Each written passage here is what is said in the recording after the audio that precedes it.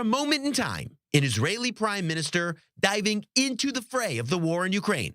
Then Premier Naftali Bennett back home after his short-lived shuttle diplomacy, flying to foreign capitals to be the one to bring peace. But that moment in time was fleeting. For a year, Israel has mostly run away from that Ukraine fray, not into it. Across 3 prime ministers, crafting its careful balance between standing with the West and the Ukrainian public and managing proper ties with Russia.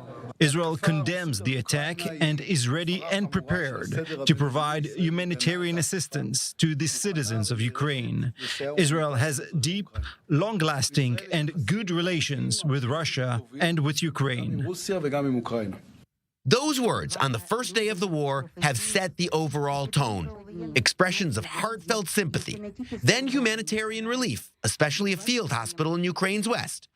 Israel gave Ukraine its vote a few times at the United Nations General Assembly and condemned Russia. But no weapons, and for a time, not even defensive equipment. You please explain me as a human being, not as an ambassador of Ukraine, not as a diplomat. You please tell me how you can kill with this thing. Народи Ізраїлю,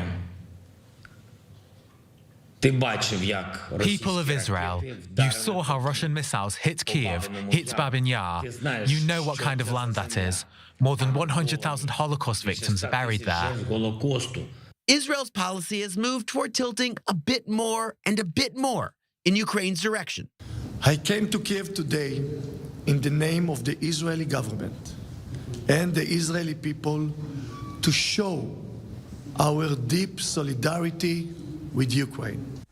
But criticism has dogged Israel, with claims that Israel has essentially abandoned the West. Israel asking for Western support for its own needs, and then not returning the favor on an issue central to the West's needs. And that was before Iran entered the picture. Well, look, I think the Ukraine issue is a complex one. Israel has obviously a lot of interest, and I'm the first one to admit it. An issue has arisen on the question of the supply of arms to Ukraine. I think that too is a complicated question, but I said I'll look into it when I get into office. On one hand, Iran's supply of drones to Russia is, for Israel, a foreign policy gift. Iran blackening its own name in capital after capital in Europe. On the other hand, it has proven a challenge for Israel too.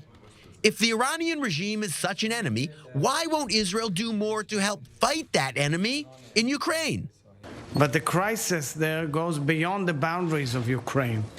With the Iranian threat now at Europe's doorstep, the international order is being challenged as well. The reality in Jerusalem is that Israeli policymakers are happy with their work, seeing Israel's policy as the best possible balance of key interests. Russia still has sway in the skies of Syria and still has the leverage of more than 100,000 Jews living on its territory, with a threat not yet fully lifted to close down in Russia a key institution connected to the Israeli government. Israel is very, very careful. Some people will say that Israel is too careful when it comes to its approach towards Russia. But this is how it is within the last 12 months. The war, of course, goes on. And in broad terms, so does Israel's policy, raising the question of what, if anything, could cause Israel to change course. I assume that this is how it will stay in the near future as well, especially now, because we have, again, a right government, even an extreme right government with Netanyahu as prime minister. Israel, as ever, caught in the crosshairs of the conflict to the north.